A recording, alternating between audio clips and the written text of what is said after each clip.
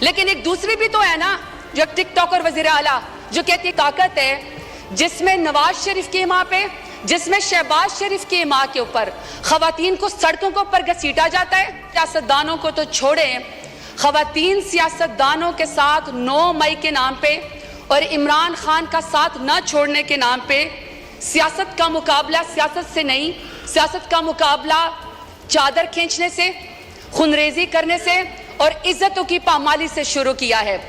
سر یہ میرے پاس رپورٹ ہے HRCP 2020 کی. سر اس کی ریسرچ کہتی ہے کہ 90% پاکستانی خواتین نے کہیں پر بھی زندگی کے کسی حصے میں ڈومیسٹک وائلنس کا وہ شکار ہوئی ہے. تو اسپیکر صاحب جب 90% خواتین کہیں پر ڈومیسٹک وائلنس کا شکار ہوئی ہیں, وہاں پہ کوئی آدمی جس کا ذہنی توازن شاید درست نہ ہو اور اپنا آپ کو بڑا امپاورڈ سمجھتا ہو, میل شاوینزم ہے, وہ بند دروازوں کے پیچھے کسی خاتون کے اوپر جو ہے وہ تشدد کرتا ہے تاکہ اس کی چیخیں سنائی نہ دیں. جب گھر کے بڑے اس کو جمع کرتے ہیں اور اس کو بلاتے ہیں کہ تم نے خاتون کے اوپر تشدد کیوں کیا, تو سر وہ بھی منہ چھپائے پھرتا ہے.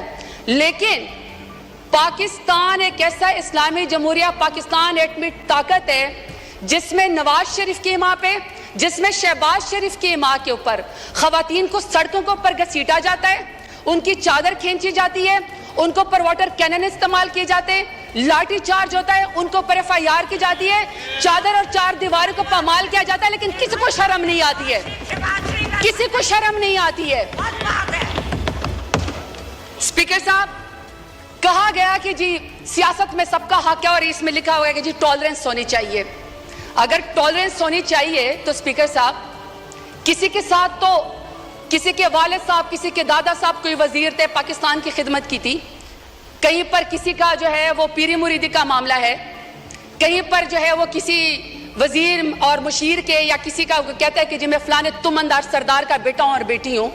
لیکن اسپیکر صاحب میرا سوال ہے کہ اگر میں NA 185 پہ زرتاج گل وزیر ڈیرہ غازی خان سے الیکشن لڑنا چاہتی ہوں تو کیا ڈیرہ غازی خان میرے لیے نو گو ایریا تھا کہ آپ میرے پروپوزر اور سیکنڈر کو بھی اغوا کریں, آپ میرے گھر کا محاصرہ کریں, جب میں گھر سے نکلوں تو آپ میرے اوپر لاٹھی چارج کریں.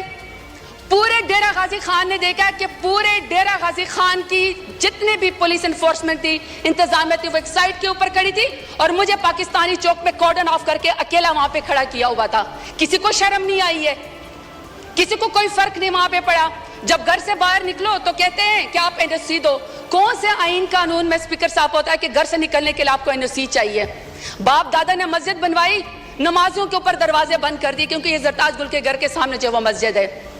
وہاں پہ مارکیٹ تھے تو مارکیٹ کے دروازے بند کر دیے. انہوں نے کہا عید اور چاند رات کے اوپر بھی یہاں پہ کوئی خرید و فروخت نہیں ہوگی کیونکہ شاید یہ اس مارکیٹ میں یہاں پہ زرتاج گل رہتی ہے.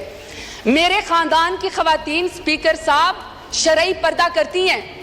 10 دفعہ میرے گھر کے اوپر جب ریڈ کیا گیا, دروازے توڑے گئے, لاتے مار کے پولیس آئی تو وہاں کے سارے وہ باپردہ خواتین گھر چھوڑ کے چلی گئیں.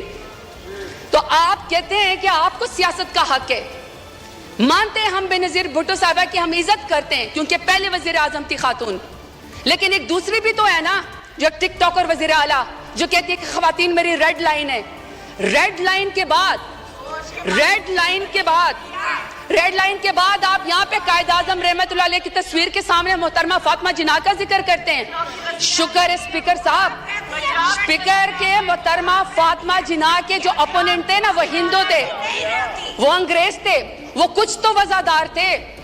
یہاں پہ وزاداری کا مجھے عالم بتائیں, یہاں پہ آپ مجھے وزاداری کا عالم بتائیں اسپیکر صاحب کہ قائد اعظم رحمت اللہ علیہ کے پاکستان میں بھی خواتین کو سیاست کی اجازت ہے.